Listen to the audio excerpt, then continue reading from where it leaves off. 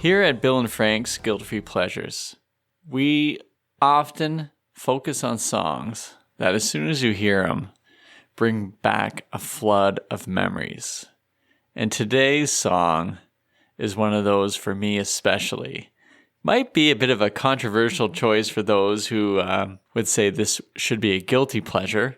We've got a bit of flack on this, but we'll go into that later. Well, this is part of what we do, right? We take those guilty pleasures and we tell you that they're guilt-free. That's right. And right? We got some work to do today. Yeah, but it's I think the song is worth the work. Yeah. So this song was actually featured at my sister's wedding. Oh, really? Yeah, I thought it was at one of my uncle's weddings. Yeah. But it turns out it was actually at my sister's wedding, and she chose it as the third song. So you have I think the fourth song. So your first song is the wedding song between the bride and the groom. And I don't remember what their song was. In my head, it's a Van Halen song, but that's certainly not true. But I think what's more important, or what's more telling, is you remember the fourth song, and that Atlantic Star's Always this is the song that you remember the most. Well, this would be a song that should be the dance between the bride and groom, right? So my sister, I think, would have wanted this, but I think Kurt might have said no. This was the song that came on after the father's dance with the bride and the mom's dance with the groom. Yeah. And then I think it's the wedding party dance. Oh, okay. So yeah. I got to dance too. Yeah. Always. Oh, fantastic. Ooh, you're like the sun, chasing all of the rain away. When you come around, you bring brighter days. You're the perfect one for me, and you forever will be. And I will love you so for always. It gets really hurtful when, say, I'm playing this to do some research today and it's playing in the background, and my lovely spouse, Ashley, while she was saying the prayers over dinner, she's like, "Dear Lord, bless this food that is set before us." And then she paused, and then you could hear this playing in the background. And she says, "And help us to handle Daddy's music." That's It might have been even fantastic. rougher. And at one point she goes, "Could you please just stop this? Please turn this off." So Well, there's another. We'll get to it later, I'm sure. But Ashley shows up in another story about this song too. So, yes, she does. Yeah. So, Okay. why don't we jump into Atlantic Starr and the band a bit, right? 'Cause Yeah. this is really the only song that I remember from them, and this is '87. But they had been around for a decade before. Yeah, that's right. Had a bunch of sort of R&B hits, like ballady R&B hits in the late '70s, early '80s. Yeah, and they formed in upstate New York. I think so. Yeah. Yeah, and they were I just said upstate New York. I have no idea what that means. Do they? Well, it's different from downstate New York. I don't know. Yeah, I apologize like to New York, to people in New York. That Albany realize, wait, is- yeah, no, they're not upstate New York. Isn't that Buffalo? That'd be upstate. I think they're closer to New York City. Yeah, let's say New York City. Sure, yeah. So they're in downstate. They're Is in that downstate New York. Okay. So they formed there. They'd moved from the south. They'd kind of moved the Lewis family, anyways. Yeah. There's they ended up being the principal members in the end. Yeah, they're the nucleus of the band, Yeah. right? But I guess almost all of them went to the same high school. Oh, okay. Yeah. And so, but they ended up moving to LA. The band was quite a big band in the mid to late 70s when they originally started. Yeah, there was like 9 members, right? Something like that. They're like the precursor to the Polyphonic Spree or something. They were a funk R&B band, but it was primarily like a funk band. So they did pretty good tunes that was big on that scene, but just didn't cross over. Yeah. They had a bunch of albums. I think this is their 4th album, something like that, right? At least, yeah. I think that they've had it could be more. It could be 5th or 6th. I'm not sure. But there was a mass exodus from the band. There was 5 members left all at once because they couldn't get along with the Lewis brothers. Who kept a lot of the royalties because you keep the royalties because they have the publishing rights. They wrote the songs. Yeah. Yeah, and it was Wayne, Jonathan, and David Lewis. Yes. Yeah. five of the 9 members left, and they just sort of brought in a bunch of new musicians, new members to the group. And what's kind of almost like a Shelley Long type of situation. The original female singer from the band, Sharon Bryant, she left the band and did her own solo gig, but she's kind of famously known for turning down basically all the songs that made Janet Jackson's album Control a huge success. Like, they brought the songs to her, the songwriters brought the songs to her, and she said, nah, not on my album. Oh, it's tough. Yeah, well, hindsight, right? Yeah. So with the new lead singer, so with Barbara Weathers joining after Sharon Bryant, after she left? Yeah. I got that right, yeah. So after Sharon Bryant leaves, you have Barbara Weathers comes on. Yep. And then they do an album, and then this album that this is on. So the album before, they have a song on it called "Secret Lovers." Yeah, and we're gonna talk. We're gonna compare and contrast these two songs a little bit. I think because it's it got Bill a little bothered. Yeah, totally. It's like the opposite of this song. Yeah, it's about. There's a video, and we'll post it in the show notes, where Barbara Weathers opens it by talking about if you have a fine man and you love him so much, but you meet another man and he's even finer. And then this song is about how you're able to keep both of them because you keep it a secret. Like, what? Yeah. No. It's basically the plot to Part-Time Lovers. Yeah. But it's still not, it does not match the fairy tale-ness of this song. There are a handful of songs that I would call like quintessential wedding songs. And this is definitely in the top 5, right? Yeah. So, well, I guess we're jumping into it right now. But yeah, a song about cheating versus a song about being with someone forever and starting a family, and we're going to jump into those lyrics a little bit because I think they hallmark these lyrics. Oh my goodness, it's incredible. But the Secret Lovers song really kind of, I'd say it would almost tarnish it, but thankfully this song came afterwards. Yeah. So we can say that they let go of that life of, what's the word? Duplicitousness? Is that a word? Yeah, that would be it. Because that's not an open relationship. It's a cheating relationship. Yeah. So this is, Frank Pearson, Human Dictionary. So a little bit of trivia about this song. Do people know my last name yet? They do now. Oh, geez. Okay. That's okay. I think about time we say our last name. Well, exactly. James Anthony Carmichael, producer of one of their earlier albums in the early 80s. Yep. Heard this song. They brought the song to him. And he said, nah, it doesn't fit the songs that are on this album.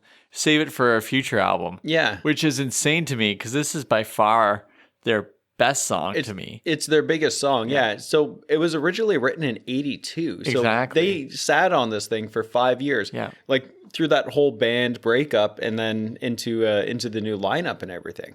And in some ways, I mean, there's an article in Stereo Gum that we both read where the argument was this song sounds like it's from the early 80s.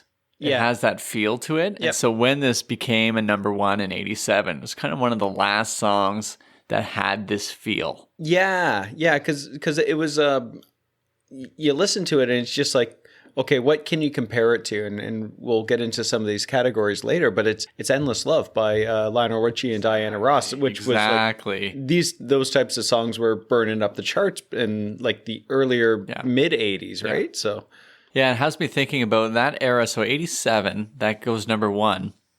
And a little later, Sheriff, When I'm With You, also does that. And it is also similar in terms of maybe that's not a fair comparison, but that type of ballad. Yeah. Just kind of making a comeback. That was also from 82. That's right. That was sat on for a while too. It was released in 82. It just didn't really popularize until the late 80s, right? So there was an appetite for this. Yeah. So even though music's moving on and it's got a little more beat to it and all that, there's still a desire for this type of song. It's right at the end of the genre, like the Quiet Storm genre. Yeah, so like Freddie Jackson, Luther Vandross, like those guys, right? Like really soulful, like melodic, ballady R&B songs. And so it's time. Let's dive into these lyrics. Jeez.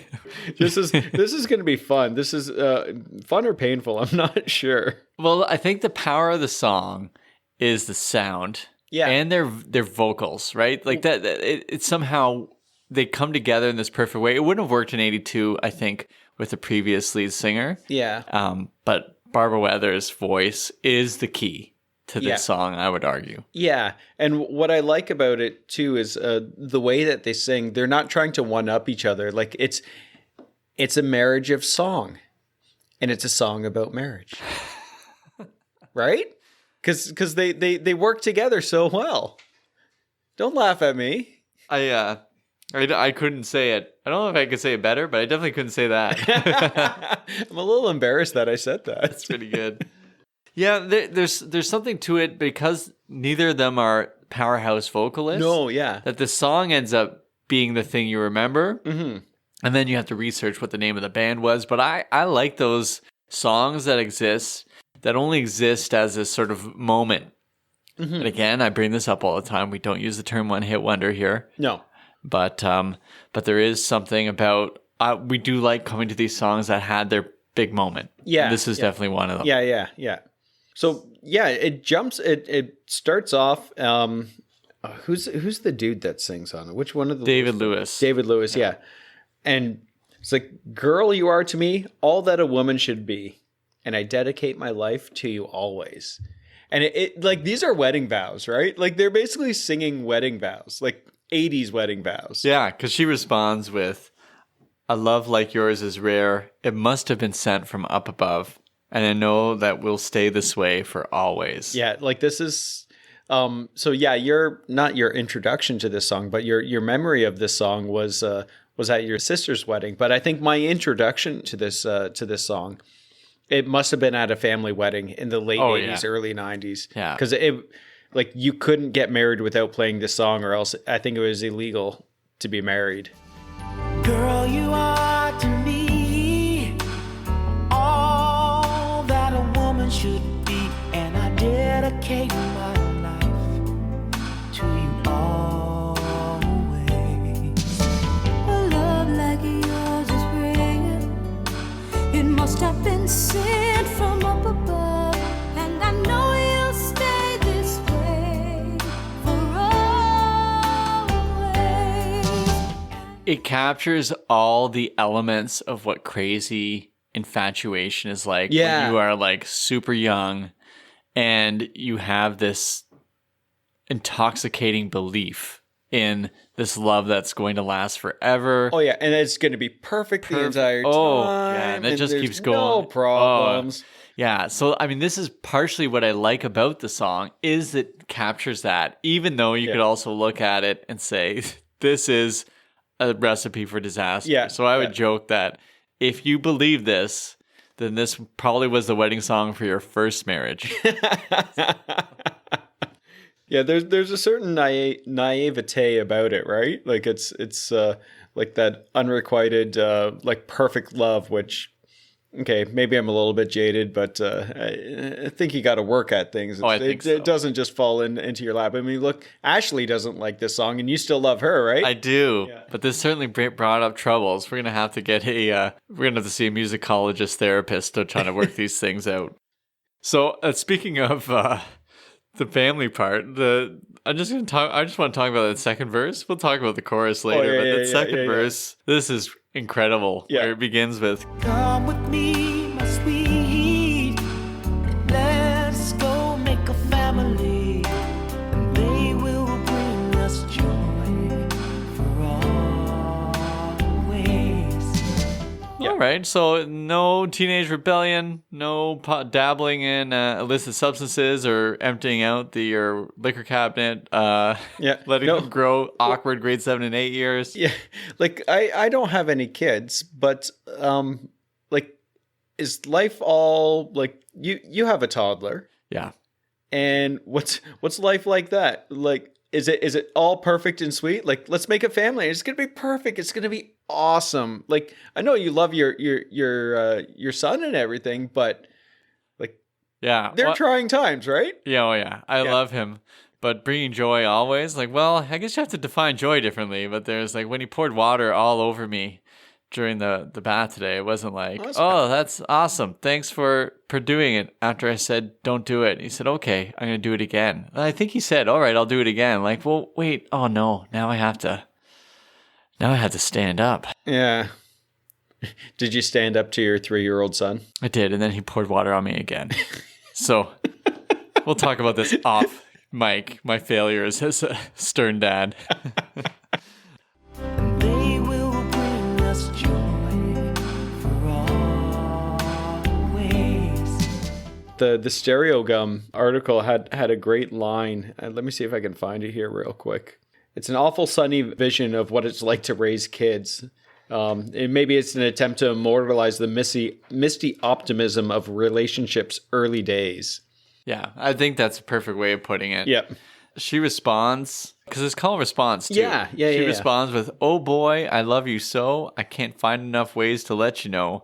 But you can be sure I'll know for always. Oh boy, I love you so. I can't find enough ways to let you know, but you can be sure I'm yours for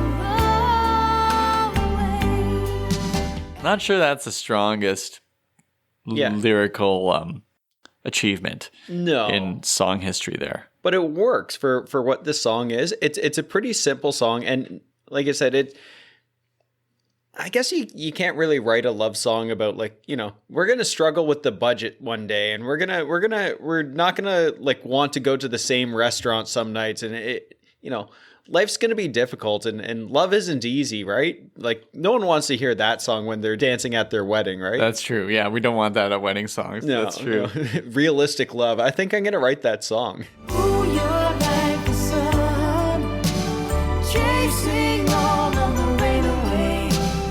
When you come around, you bring brighter days.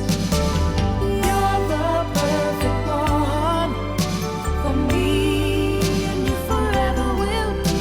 And I will love you so for always. Let's talk about the chorus here, Oh, right? yeah. Oh, you're like the sun, chasing all of the rain away. And when you come around, you bring brighter days. So, I mean, obviously the sunny imagery is there, right? And you're the perfect one. And this is one thing I liked is you're the perfect one. So it's them both singing. So they're not. It's like you're the perfect man. You're the perfect woman. It's written in such a way that anyone can sing this song, right? So it's just something little like that. That's well, I guess because they're both singing at the same time, and you know, if he's singing woman and she's singing man, it doesn't make sense. But it's just like, I don't know. It was just a little thing that I noted that I thought was I don't know if it's clever or not, but you know, it's something. You're clever, Frank. Well, I think so. Yeah. So they have the pre-chorus and the chorus, and that pre-chorus is the, and we both know there's our oaths that our love will grow, and forever will be you and me. And we both know that our love will grow, and forever it will be you and me.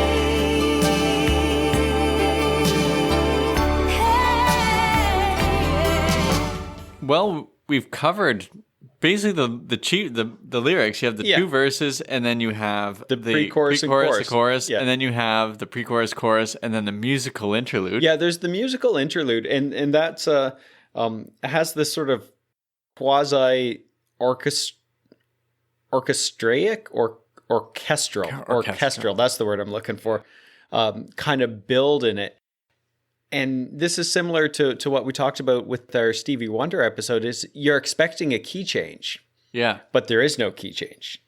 I gotta say, I admire that you know what a key change is. I listened to it. Didn't Stevie Wonder had a lot of key changes. Take That did not have the key change. Yes, that's right. Yeah. Take That. Yeah. But you were able to catch the key changes in the Stevie Wonder song where I didn't really know it. And then I even tried to put them into the episode, and I still wasn't sure if there was a key change. I have a confession for you.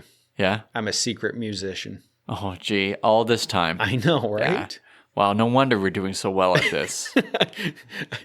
I know music terms real good. Okay.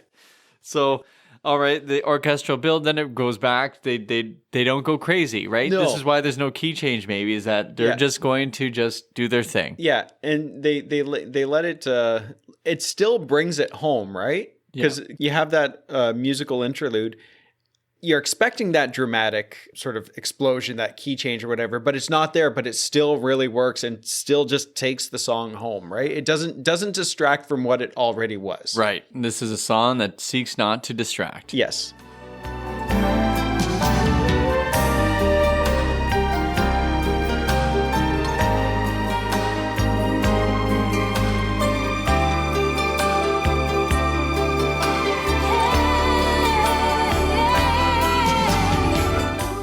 Do you have a favorite part of the song? Other than the entire song? Yeah, other than the entirety, can you give me a particularity? I think the pre-chorus, right? And we both know that our love will grow, because that's the first time that they really harmonize together, right? Yeah. So I kind of really like that. I mean, this is like, full disclosure, in case you haven't realized it, this is a really schmaltzy song and a really schmaltzy episode. Yes, so like, yes. I'm leaning into this hard. Like, Yeah, as we should. Yeah. This is what we're about. Yeah. We're kind of coming back to our roots here. I think so. Yeah. And I think my favorite is, my first favorite is at the very end, Okay. where they do the ooze together. Oh yeah. That's really good too. And then the other part I really like is when she says, yeah, it's something like that. At the end of the that pre-chorus. The pre-chorus. I love just her voice, what she does. I mean, I know they're blending together and it blends nicely. Yeah. But her voice, just there's something to it that's so pretty. Yeah. And bright. It really is, and it's neat because it's bright, and the song is the sun chases the rain away. Yeah, there's that imagery. Her voice chases the rain away. Yeah.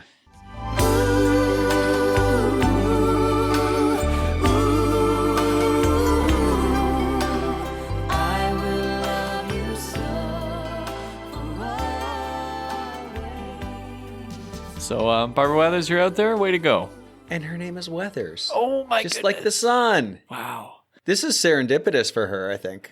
This is meant to be. This is. Just like this song is the two were meant to be. Yeah, it's all coming together. It all comes together. She ended up leaving the band, but at this time, it was meant to be. If you are one of the female leads, none of them seem to last too long. No, they have kind of a short shelf life. Yeah, it just sounded like it wasn't a happy place.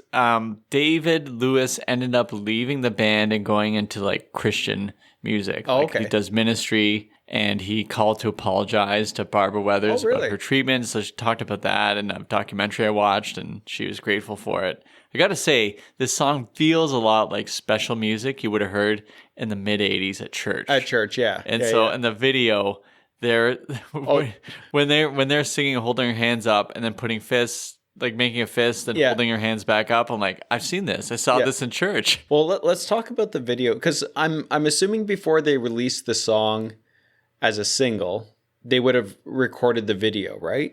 Yes. So when it's released as a single, then it starts charting. That's how it gains popularity, right? I think that's how the music industry works. Yeah, basically. So they shot the video before they released it as a single, but in the video, there's cuts of wedding scenes and everything. So this video knew what this song was before anyone else knew what this song was. My sense is the A&R people. Yeah. What does A&R stand for? Arts and recreation. Yeah, it's just it must be. Yeah. Or someone's shaking their fist at their radio right now.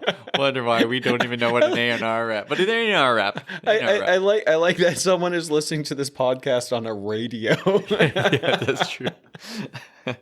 The people who are in charge at I think it was Columbia Records by then are just saying no, this is the song. And And traditionally, I feel like back in those days, you'd have a first single you'd put out. Yeah. Isn't expected to be the big one. It's the second single. The second one, yeah. Yeah. Yeah. And so this was the second single. They knew it was going to be huge, and they were right. Yeah. So the video, you have them doing their singing. He's dressed in I believe it's a double-breasted suit, but it's open, so I can't tell. Yeah. She's got a lovely dress on. Like strapless. Strapless. Like just shoulders looks- exposed with the gloves and everything. Oh, yeah. And- Just that classic Oh, look. it reeks of 87. Oh, it's awesome. And then they just have these scenes of lovers together. But I got to say, this video has more tension than the song does, because at one point, the girl keeps swatting away that's boy's right. hand. Yeah. Get away from me. Yeah. And then they make up. Yeah. So at 3:30, they're in a fight, but at 3:53, they're back together. they're back 'cause together, he yeah. hugs and lifts her in the air, and they spin. Yeah. And early in the video, it shows they do like a drive-by of this like really nice house and everything. And, Yeah. you know, it's like, this is what marriage is. It's love, it's houses, it's, I don't know, cars. I don't know. What's marriage like? Someone it's- tell me. Love, houses, cars. That sounds like part of it. And then you got to pay for them. Yeah. But but in the video, they also show like an older couple, and it was pretty sweet. Yeah. Oh, yeah. The video suits the song 100%. Yeah. Yes, this is I mean, it's not the greatest video of all time by any stretch, No. but it does fit what's going on in this song. Yeah. Yeah. Yeah.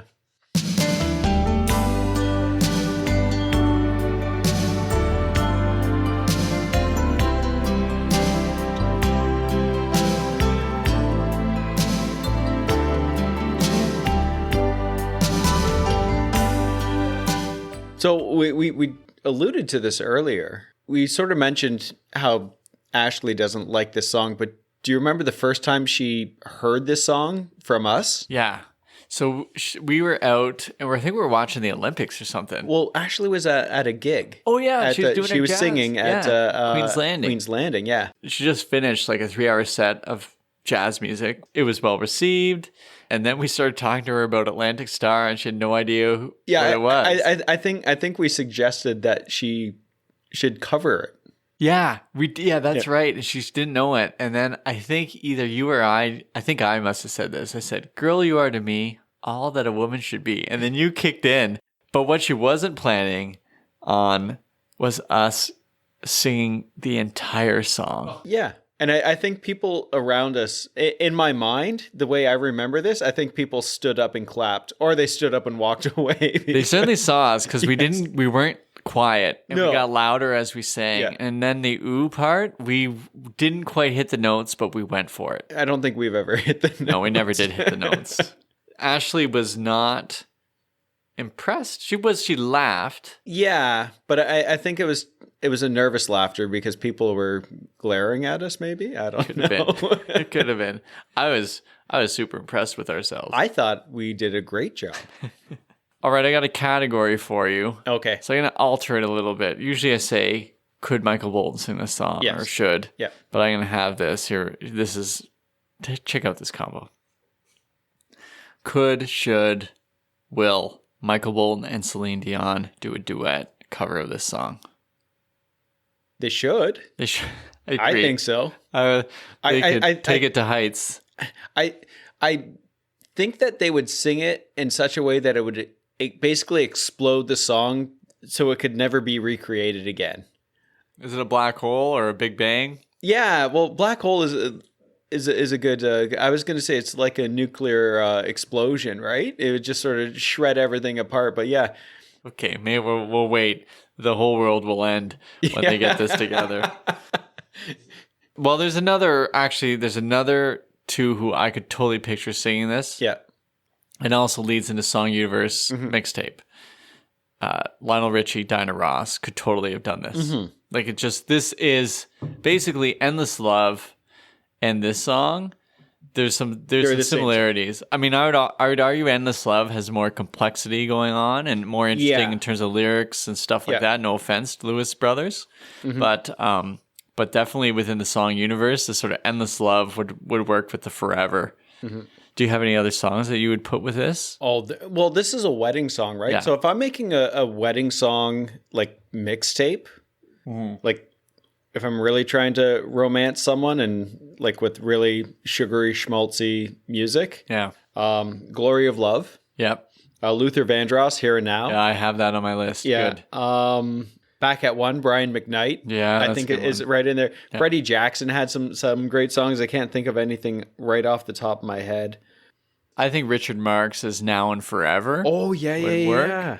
I'm not sure that would work as a wedding song because it's just from the man to the woman. Whereas this one, like you said, this is about the perfect one, not about, they're not picking one or the other. Yeah, and then like if we're going to talk like again wedding songs, All for Ones I Swear. Mm-hmm. And then I'll close it out with On Bended Knee by Boys to Men. Yeah, that's great. That is great. I had another one written down with the same theme, but it just wouldn't work musically. Yeah. Together Forever by Rick Astley. It's the same. It's basically the same plot. Well, yeah, it's basically the same plot, right? Yeah. Like same theme going. Yeah, but through. it doesn't have that feel Yeah. of like people watching someone dance. I'm actually surprised that you didn't make Together Forever your wedding song that you slow danced to Ashley with at your wedding. Well, if we'd met in grade 5 and got married in grade 6, it could have happened. Yeah. There've been a bunch of covers of this song, right? Did you listen to any of them? I listened to a Johnny Mathis cover. Me too. That's the one I listened to, is Johnny Mathis. And a couple of things came to my head. One is, this sounds almost identical. And two, I think he's like 73 when he recorded that. Yeah. That was incredible. Yeah. I was just shocked that they thought in 2010 that this would be a good idea. Yeah. Well, it's been sampled on a couple of hip hop albums too. It was Method Man had it in one of the sample of this in one of his songs. So I mean, it's still has legs, I guess, right? Like if people are sampling and covering the song, I would think that it would lend itself to like a country cover, but I don't know of any off the top of my head. Well, there's time for it. Well, yeah. A Hallmark movie, this is a Hallmark movie, but it has no plot. Yeah, it's just a couple in love, right? Yeah. Like I said, I think this song Out-hallmarks Hallmark. Yeah, totally. At what point in your next date are you going to play this song? How's that for a question? That's It's very specific too. Yeah. I think anytime you put it like on a first date, or would you play this song on a first date? Oh no. No. Not unless I was crazy. Like for her? Well, yeah, but like still you don't want to scare her away. Yeah, okay. All right. I mean, you wouldn't play Secret Lovers though. No, because I don't want her cheating on me right away either. Okay. No, like this is like I'm assuming this is a girl I just met on Craigslist or something, and then is Craigslist still a thing? I like to think that it is. Yeah. But no. This is like a 10th date song, but as a joke. But also to gauge what she's thinking. Funny, not funny. Yeah. But you don't mean it that way. Joke, not joke. Exactly. Oh, I'm kidding. I'm kidding. Yeah. If she responds improperly, or if she responds, depends on the response. Like, I'm joking. As that single tear goes down your cheek, and you put the ring back into your pocket. That's it. If I ever propose, it's to this song. To this one. Could you, when you propose, I will sing it from the gazebo in Niagara Lake. Oh, fantastic! Where they filmed the Dead Zone. Just brings it all full circle. Yeah. Fantastic. All right. Well. Would Chris Newkirk like this song? There is no way I think Chris Newkirk would like this song. No way. He would have to give up all sort of pop sensibility to like this song, or lose any street cred that he had. I mean, this is the great thing is we don't have any street cred, so we're allowed to like this song. Chris, I don't think he likes this song at all. What do you think? He definitely doesn't like this song. So No? I was texting with Jade, and this Chris's spouse, Jade, who's also really good friends of ours. And she sent me a text saying, Chris was listening to some god-awful song a few nights ago on his phone. And I said, oh, my ears hurt. This song is awful. I bet Bill is making you listen to it, isn't he? And so I'm like, oh, yeah, that's always. Yeah. I'm so excited that they hated that much. Yeah. And Chris made some mention about something about my soul, and I had to make a decision about what I liked and make a stand. And then I had this whole bit about, well, I met a guy at a crossroads and he said I could have a podcast if I agreed to like this song. So, but yeah, Chris actually sent us some audio here. Oh, did he? So let's play it. Hey, Bill. Hey, Frank. Usually your podcast is sun, chasing all of the rain away. And when a new episode comes around, it brings brighter days. But I have my doubts about this one. Because as much as I was hoping nostalgia would be the sugar on the pill to make this song tolerable, always is. Guys, the lyrics may be the worst you've showcased yet. And let's be honest. We've unpacked some pretty bad lyrics together. For once, a song like this, I think at a second grade level, could be considered a compliment. I guess it would be one thing if, you just like the music. But is there any music in this song, really? All I can hear are those juvenile words, beaming bold and proud, like they're about to be studied across college campuses for decades. I know you're going to be playing this card, but I think choosing this as your wedding song is about as misguided a way to start one's marriage as sleeping with the stripper at your bachelor or bachelorette party. Just saying. So no, clearly, I do not like the song. I can't find enough ways to let you know, but you can be sure, of course, for always. Can't say I'm surprised with what he just said, but that did cut a bit deep. Yeah. Yeah. So that's, Chris, there's still room in this universe for you to like this song somewhere.